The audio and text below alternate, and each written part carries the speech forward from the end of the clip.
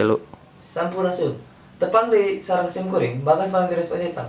Dina warta Sunda ngenaan, tawuran pelajar Bogor. Bogor, gelut antara mahasiswa di kejadian di Kecamatan Bogor, Jawa Barat. Antara Wiyata Karisma jeung SMS di Kecamatan Mesin Kemang, kiling hiji jalma. Cek sekitar polisi kepala komisaris Brawals, kejadiannya pukul 12.00 di Jalan Raya Kemang, Bogor. Korban maut ngaranna Ade Sudrajat Al Ade. Geus sebel 16 tahun SMA status murid ngeunaan Wiyata Karisma. Ayana di Desa Tegal RT hiji RW 3 Kecamatan Kemang. Cek polisi komisaris Ade. Komisaris Ade cek korban tiwas ku pekarang seukeut di bait Allah anu katu'u nubles. Nalika kaping kakayaan korban murag di jalan kalawan sikles masih dina candi tina korban.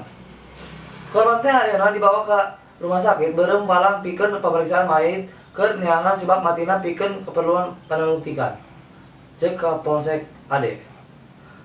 Parsumi informasi dina Culprit utama jeung pelaku tawuran pembacokan ieu cek Kapolsek. Rupina mung sakitu anu kapihatur simkuring Bagas Panitiris Panjaitan sejak amit mundur amit mungkin kasadayana. Wassalamualaikum warahmatullahi wabarakatuh.